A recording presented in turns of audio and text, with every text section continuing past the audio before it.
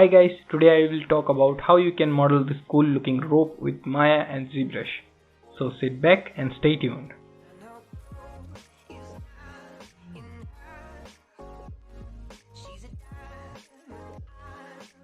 Before we start, I want to say thanks to all of you guys. We have recently crossed over 2000 subscribers. I'm glad that these tutorials helps you. If you like this video, then don't forget to give a nice comment. I love reading your comments, so please do one. Without wasting any time, let's jump into the video. So let's start with EP Curve tool and draw a shape like this. And make sure the center part of the rope should be little bit of parallel so that we can add a knot later on that position.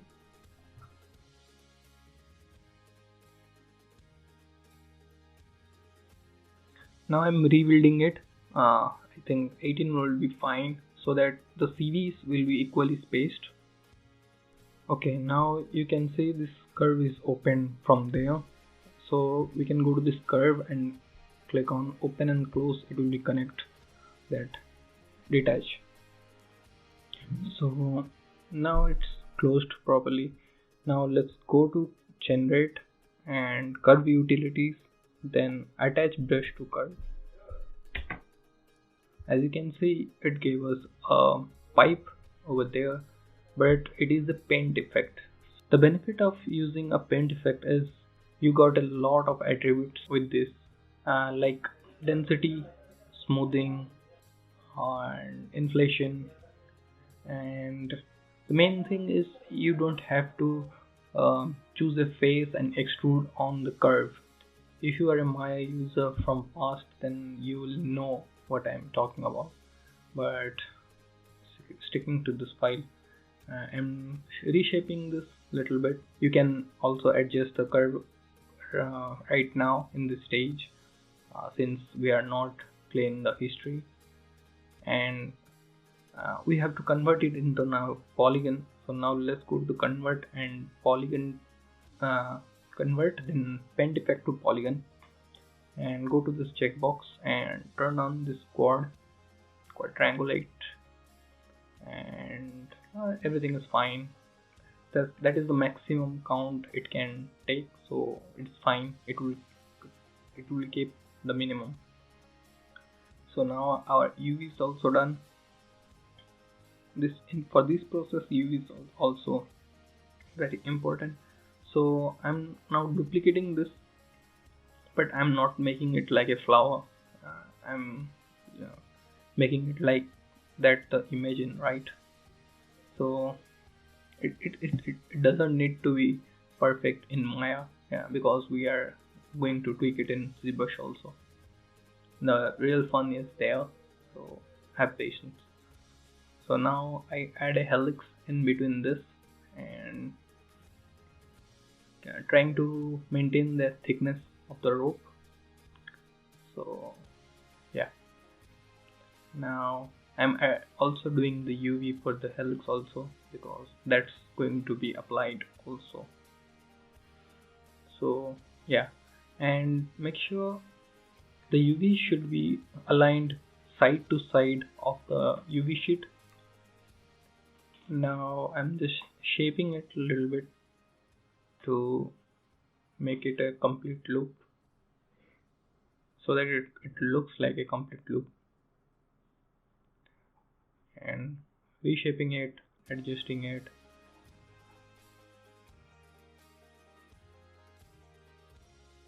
The new Maya has a new option, it's called circularize. I highly recommend that you should check out that. That is the really helpful options. Now just eyeballing everything, the scale is proper, something. Now duplicating it and reversed it. Now I will delete half of it and series view it. Yes, so it's almost done. I will add the inner side also. It doesn't necessary, you can avoid this, but for me, it should be clean topo everywhere, so that's why I did it. And you should always keep in mind your loop when you going to apply any seamless texture to anything, um, especially in ZBrush, then it should be, your mesh should be quad as possible. If the loop's going rectangular, then your texture going to be stretched and it doesn't get that much resolution to inflate everything. As you can see, I aligned the corner to corner, side to side of UVs, and I placed the cut of UV cut inside this part so that it doesn't gonna see anywhere. Maybe you are thinking why it's so dense, but I recommend when you are going to apply any seamless alpha to any object, make sure its loops is as quad as possible rather than having rectangulars.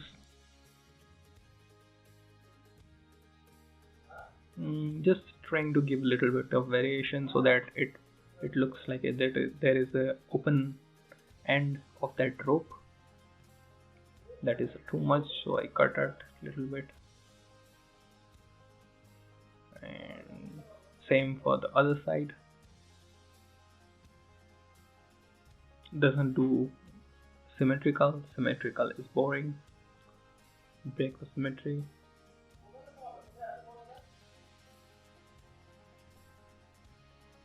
Extruding everything and again, and yeah, so our base is ready actually. Now we can take it to ZBrush. So now we are in ZBrush, and as you can see, it is looking pretty good. And now we are going to give a couple of divisions to it so that the alpha details can capture the density properly.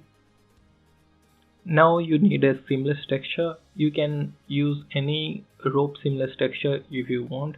I'm going to use which is in my Gumroad, and I just downloaded it again and extract. Here is the alpha, and this is the thumbnail I pick, and this is the manual how to use it. So yeah, now if you want, you can check it out, or you can use of your own rope texture or metal texture, anything similar to this process, you can use that one. And now I applied it and set it to UV, change some scaling, and totally turn off the mix noise, and now I'm adjusting the scale.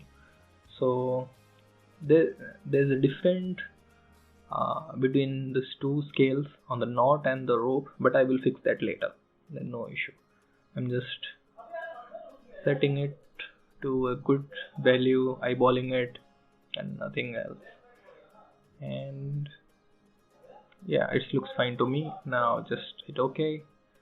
Now I will create a layer, and on that layer I will just test it first how it looks by applying to mesh. Apply to mesh, then just turn off it so that I could remove all the intersection and all, and then I will apply it properly. Now I'm just moving things, only move brush, nothing else, only the move brush is going on here, just creating the variations and as randomize it possible. Just keep pulling and pushing everything, moving stuff around and all these common things.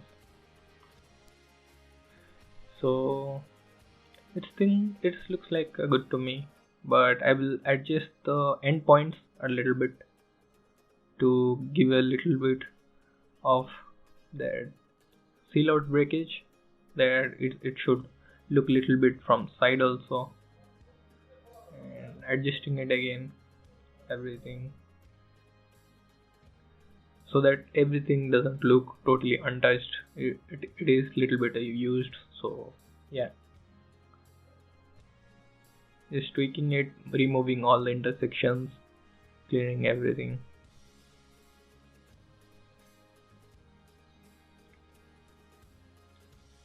Yeah, and now I'm twisting it the upper part a little bit so that it gives the illusion of gravity.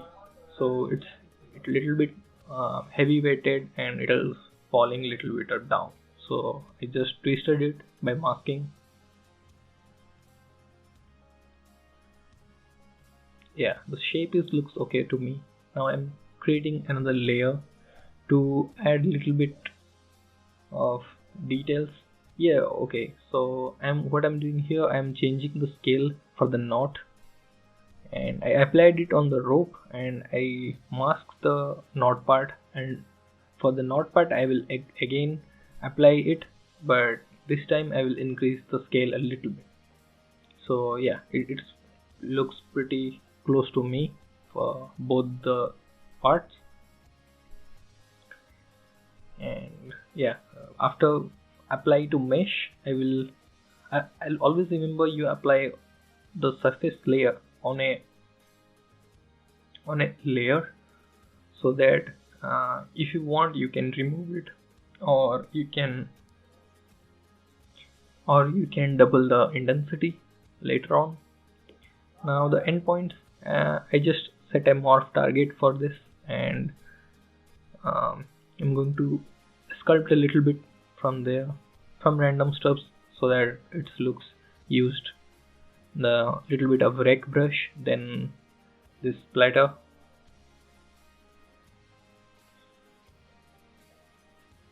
Yeah, any brush will work for this one. Nothing particular. Yeah, I just to look little bit of rough, and on a layer I will do overall also. It will create a noise effect on overall the feeling, so that it doesn't look totally coiled brand new rope. uh, I'm damaging a little bit from overall, then I will add another layer and do the deep damages, which is chunkies little bit. Yeah, like you've seen, I'm using only a damn standard brush, nothing too fancy. Just couple of scratches over there here. It will look like it got used and teared from there.